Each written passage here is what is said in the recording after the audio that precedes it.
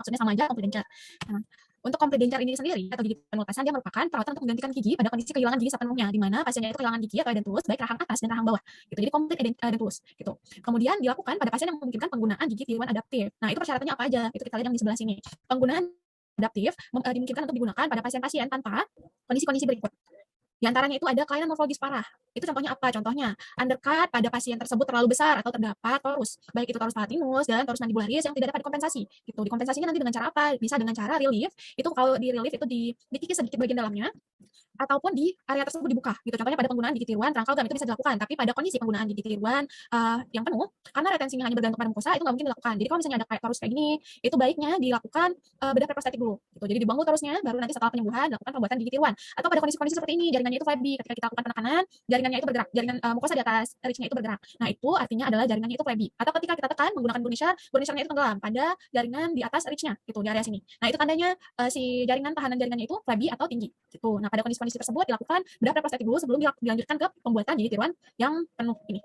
Kemudian pada kondisi koordinasi muskular oral yang buruk. Nah, pada kondisi ini nggak bisa dilakukan pembuatan gigi tiruan penuh karena pasiennya itu kesulitan untuk mengontrol otot-otot dari si wajahnya gitu, atau otot-otot di sekitar rongga mulutnya. Yang perlu kalian ingat untuk pembuatan gigi tiruan lengkap atau gigi tiruan penuh, dia harus memiliki kondisi muskular otot yang baik gitu. Karena nanti kita ada nyebutnya sebagai zona netral. Nah, zona netral itu merupakan kondisi di mana si gigi tiruan itu berada di antara otot-otot yang memungkinkan si gigi tiruannya menetap pada tempatnya. Gitu. Itu nanti bakal kita bahas di belakang. Kemudian pasiennya itu kalau bisa tidak memiliki kebiasaan parafungsional yang memicu ketidaknyamanan. Nah, ini bukan kontraindikasi mutlak ya, tapi nanti bisa kita sesuaikan modifikasi pembuatan pada pasien tersebut.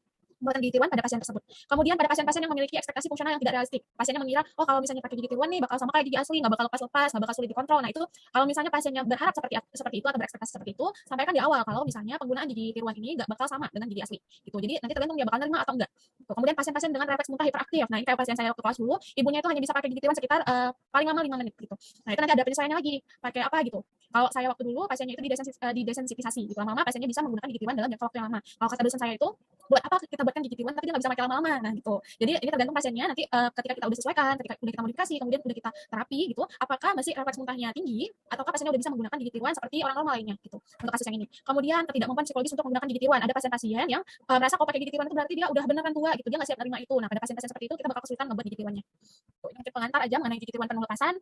Nah, ini untuk stabilisasi gigi tiruan penuh lepasan. Untuk gigi tiruan penuh atau gigi tiruan lengkap ini, dia si retensinya dan stabilisasinya itu bergantung pada jaringan-jaringan dan otot-otot yang ada di sekitar rongga mulut. Dia nggak ada cengkram. Jadi dia retensinya hanya bergantung pada apa yang ada di mulut gitu. Dan penyesuaian dari gigi tiruannya. Jadi ada retensi, ada stabilisasi. Retensi itu apa? Retensi ketahanan terhadap terbukanya protesa pada arah berlawanan dengan arah insersi. Jadi dia merupakan ketahanan si gigi tiruan untuk terlepas dalam arah vertikal. Sedangkan kalau stabilisasi itu kemampuan si gigi tiruan untuk tidak berpindah dalam arah horizontal gitu. Untuk stabilisasi itu dipengaruhi oleh si gaya retensi. Kalau gaya retensinya lebih besar dibandingkan gaya yang dapat membuka gigi tiruan tersebut, disertai dengan dukungan yang mencukupi. Nah, dukungan yang mencukupi ini apa aja? Nanti bakal kita bahas faktor-faktor yang terlibat dalam retensinya. Gitu. Itu nanti akan tercapai stabilisasi. Mungkin nanti kalau ada yang mau ditanyakan, boleh langsung diketik aja ya di kolom chat sambil saya bahas, atau mau nanti di akhir juga boleh ya. Kemudian, nah ini di permukaan gigi tiruan itu dia ada beberapa permukaan dari gigi tiruan. Ada 3, permukaan okusal, permukaan poles, permukaan cetak. Ketiga permukaan ini menentukan nanti retensi dan stabilisasinya. Gimana caranya? Kalau permukaan okusal itu merupakan permukaan yang saling berkontak, ada anasir giginya gitu. Jadi nanti gigi atas berkontak sama gigi bawah pada permukaan okusal. Nah, kenapa dia bisa menahan gigi tiruan pada tempatnya? Karena nanti kontak okusal tersebut, ketika berokusi tersebut, si gigi tiruan tertahan pada tempatnya gitu. Jadi dia hanya bisa menahan gigi tiruan pada kondisi berokusi gitu. Jadi berkaitan sama retensi hanya pada saat berokusi. Kemudian ada permukaan poles. Permukaan poles itu merupakan permukaan yang ada di sini, bagian bukal ataupun lingual dari gigi tiruan.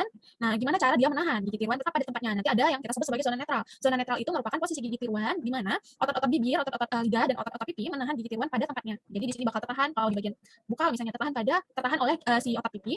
Pada bagian lingual akan tertahan oleh si otot lidah gitu. Jadi si gigi tiruan bisa memiliki retensi yang baik. Kemudian ada permukaan cetak.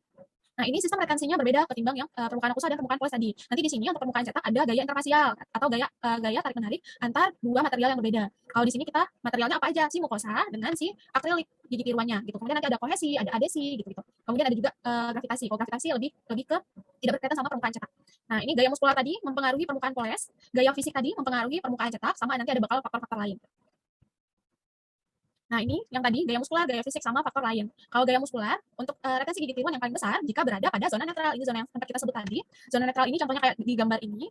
Gigi tiruannya kalau memiliki adaptasi yang baik terhadap jaringan, kemudian ditempatkan pada tempat yang tepat, maka si gigi tiruan akan tertahan oleh otot-otot di sekitar rongga mulut. Mencakup otot lidah, otot pipi gitu. Tapi kalau misalnya ditempatkan pada posisi yang tidak tepat, dia bakal kayak gini, bakal terungkit. Bahkan karena otot-otot tersebut. Bisa karena nanti tepinya terlalu panjang, bisa karena tepinya terlalu pendek. kayak gini. Nah, kontrol muskular terhadap gigi tiruan bergantung pada, nah tadi kan kita sebut zona netral, dia berkaitan sama muskular ya, otot-otot lidah, otot-otot pipi, otot-otot bibir. Dia itu bergantung pada desain gigi tiruan. Apakah adaptasi dari gigi tiruannya itu baik? Apakah tepinya terlalu pendek atau terlalu panjang? Karena nanti kalau misalnya tepinya terlalu panjang, itu juga dapat menyebabkan retensi yang kurang baik. Gitu. Selain dapat menyebabkan trauma pada jaringan, itu juga dapat menyebabkan retensi yang kurang baik karena adaptasinya jadi tidak sesuai. Gitu. Kemudian ini kemampuan pasien mendapatkan kontrol yang dibutuhkan. Makanya tadi kita butuh pasien yang kontrol muskularnya itu baik. Pada pasien-pasien yang ada gangguan kontrol otot, contohnya pasien apraksia, nah itu dia nggak bisa mengontrol si gigi tiruannya tetap ada tempatnya. Gitu. Itu pasien yang apraksia itu biasanya juga kesulitan berbicara bahkan ketika gigi aslinya masih ada. Gitu. Nah, kemudian ini ada gaya fisik. Gaya fisik itu mencakup apa aja? Ada gaya interfasial, ada kohesi, ada adesi, ada tegangan permukaan. Yang kita sebut sebagai gaya interfasial itu adalah gaya tarik menarik antar si material yang berbeda. Kalau di gigi tiruan itu adalah antara mukosa dan gigi tiruan. Tuh. Nah, sebenarnya gaya interfasial ini mencakup apa aja? Ada kohesi, ada adesi. Kalau kohesi itu dia merupakan tarik menarik antar material yang sama. Gitu. Ini berarti dia molekul saliva. Kalau adesi dia antar mukosa ke saliva dan antar gigi tiruan ke saliva. Kemudian ada tegangan permukaan. Nah, tegangan permukaan ini dia sesuai dengan dia itu bergantung pada pengap perifer. Makanya pada gigi tiruan kita harus mendapatkan pengap perifer gitu. Atau peripheral seal. Makanya nanti kalau di bagian posterior rahang atas kita bikin posdam ya supaya tercapai peripheral seal-nya.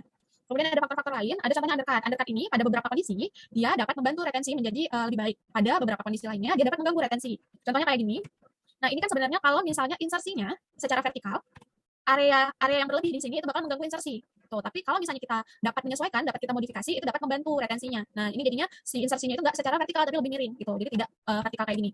Ini dapat membantu retensinya. Atau pada kondisi yang seperti ini di mana tuberositas maksilanya membesar, itu bisa kita modifikasi supaya memanfaatkan undercutnya, kita ubah insersinya. Insersinya tidak kita buat dengan arah vertikal gitu. Jadi sama kayak yang di anterior tadi, kita miringkan terlebih dahulu kemudian baru kita insersi yang satunya.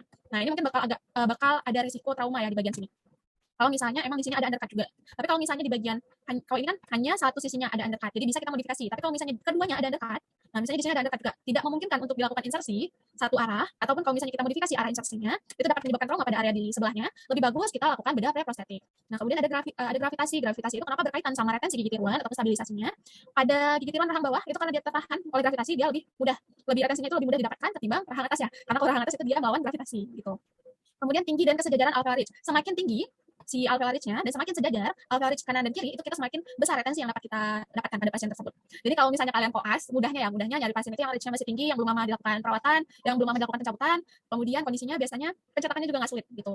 Nah, itu kalau misalnya kalian koas ya, tapi kalau misalnya udah di klinik kalian ya nggak bisa milih-milih pasien yang datang ya. Nah, ini untuk gambaran secara luas tahapan pembuatan gigi tiruan penuh lepasan. Biasanya kita lakukan pencetakan awal dulu.